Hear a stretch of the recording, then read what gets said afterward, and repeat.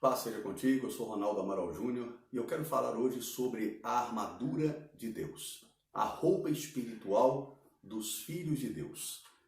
Lá em Apocalipse, capítulo 16, no versículo 15, está escrito: Eis que venho como ladrão, bem-aventurado aquele que vigia e guarda as suas roupas, para que não ande nu e não se vejam a sua vergonha. Em Efésios capítulo 6, no versículo 10 está escrito: No demais, irmãos meus, fortalecei-vos no Senhor e na força do seu poder. Revesti-vos de toda a armadura de Deus, para que possais estar firmes contra as astutas ciladas do diabo. Porque não temos que lutar contra a carne e o sangue, mas sim contra os principados, contra as potestades, contra os príncipes das trevas deste século, contra as hostes espirituais da maldade nos lugares celestiais. Portanto, tomai toda a armadura de Deus, para que possais resistir no dia mau, e havendo feito tudo, ficar firmes. Estais, pois, firmes, cingindo-vos os vossos lombos com a verdade, e vestida a couraça da justiça, e calçados os pés na preparação do evangelho da paz, tomando sobretudo o escudo da fé, com o qual podereis apagar todos os dardos inflamados do maligno. Tomai também o capacete da salvação e a espada do Espírito, que é a palavra de Deus.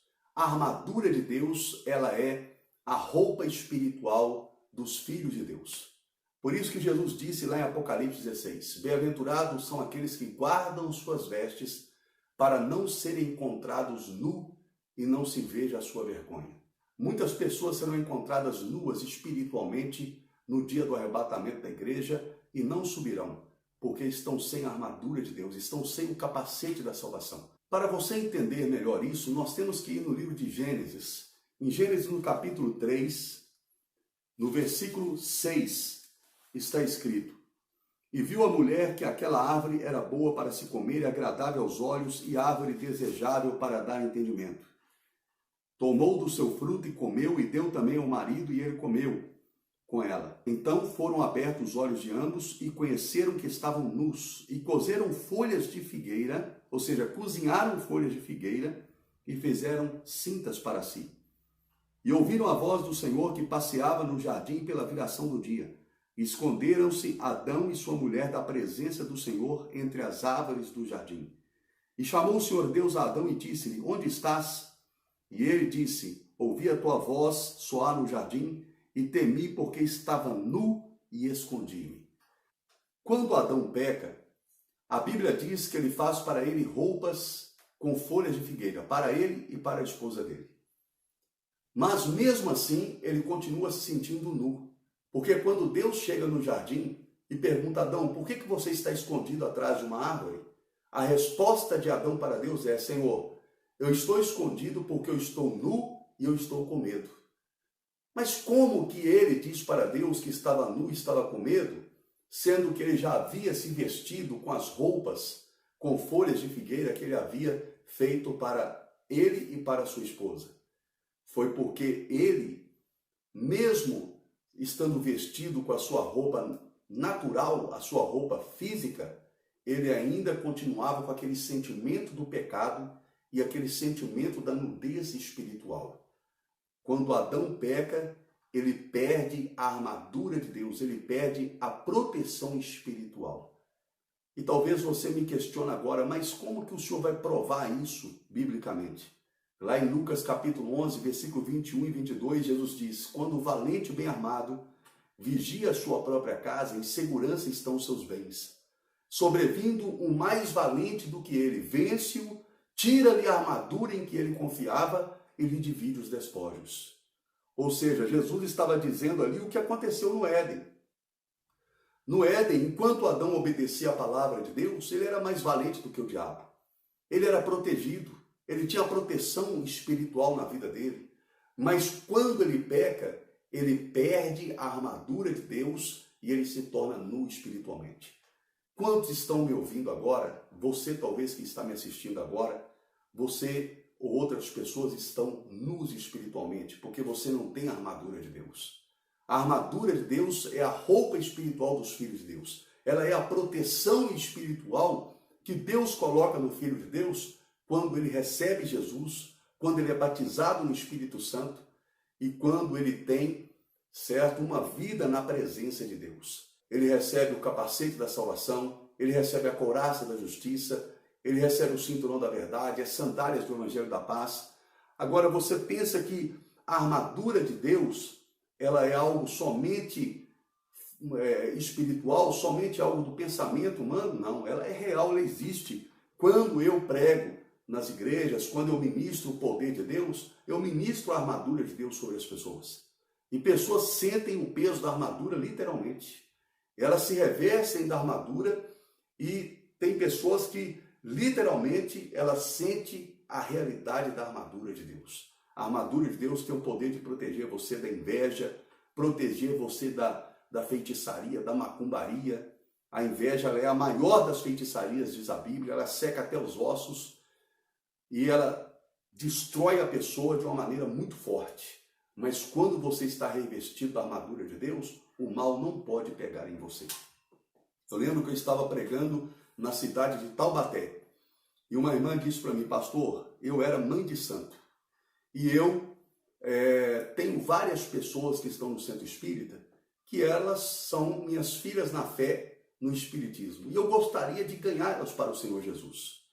E eu convidei alguns pastores para ir lá no centro espírita pregar o evangelho lá para essas pessoas e eles não quiseram, eles ficaram com medo, disseram que o mal pode atingir a vida deles. Mas se eu convidasse o senhor iria? Eu falei: eu vou. Se você me convidar, eu vou lá pregar o evangelho. E ela agendou realmente, naqueles dias que eu estava em Taubaté pregando, na igreja lá, e eu fui pregar em 2 centros espíritas.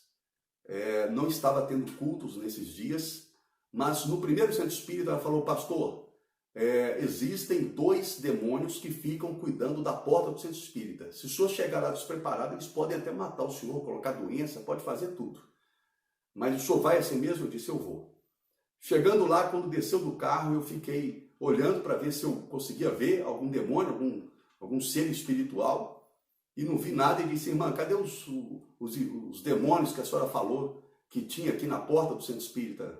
Ela disse: pastor, quando o senhor chegou aqui, quando o senhor desceu do carro, um correu para um lado e outro correu para o outro.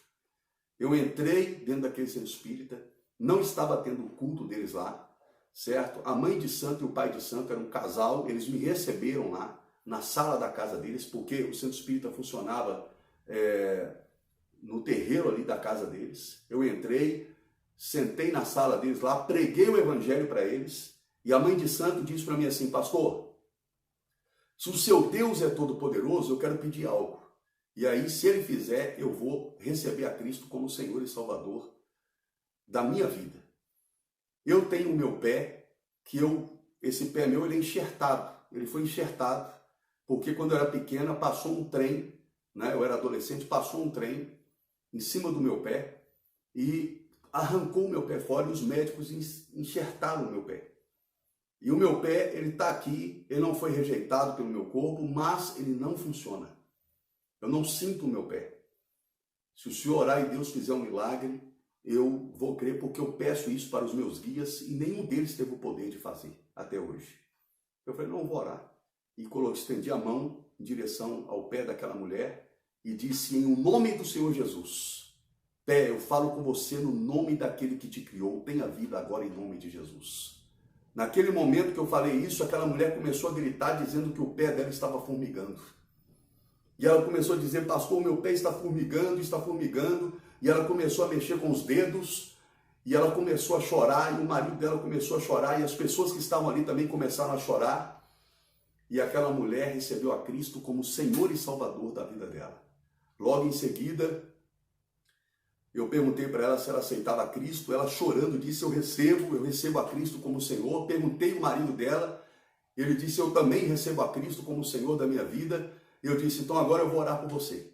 Mandei ele ficar de joelho. Quando eu orei por ele, irmãos, ele tinha tanto demônio no corpo dele, ele e ela, mas ele principalmente, que quando eu disse: demônios, sai do corpo deste homem, ele subiu, ele estava ajoelhado no chão, ele subiu mais ou menos uns 1 metro de altura do chão. E caiu como se fosse uma cobra no chão e saiu serpenteando pelo terreiro do centro espírita. Eu ordenei que o anjo de Deus amarrasse aquele demônio, trouxesse ele até a mim, expulsei aqueles demônios daquele homem, e aquele homem se levantou, aceitou Jesus. Depois ele me autorizou, juntamente com os irmãos, a quebrar tudo que estava no centro espírita, e nós quebramos tudo ali. Quebramos tudo que estava ali. E ele aceitou Jesus. No outro dia, ele e a esposa aceitaram Jesus. No outro dia, eles estavam na igreja, querido. Sabe o que me aconteceu depois disso? Depois de que eu fui lá, preguei o evangelho naquele centro espírita, para aquele pai de santo, para aquela mãe de santo? Sabe o que me aconteceu? Nada. Sabe por quê? Porque eu estava revestido de toda a armadura de Deus. Quando você está revestido da armadura de Deus, o mal não pode tocar em você. O mal não pode atingir você. Você entendeu? Porque a proteção de Deus está na sua vida. Eu quero orar por você, para que Deus revista você de toda a armadura. Em nome de Jesus. Se você crê, aonde você estiver, receba Cristo como Senhor e Salvador da sua vida. E eu quero orar para Deus colocar armadura em você. Senhor Deus, eterno Pai, eu oro por essa pessoa que está no meu canal assistindo esse vídeo, Senhor. Reveste ela com toda a armadura de Deus. Coloca nela o capacete da salvação, a espada do Espírito, o escudo da fé, o cinturão da verdade, as sandálias do Evangelho da paz, a espada do Espírito, a couraça da justiça. Em o nome do Senhor Jesus, que nenhum mal atinja essa vida, para a honra e glória do Senhor Jesus. Amém, querido? Deus te abençoe e que você possa se revestir de toda a armadura de Deus. Se inscreva no meu canal e também clica aí no sininho. Eu tenho certeza que outras mensagens serão bênçãos para você. Deus te abençoe em nome de Jesus.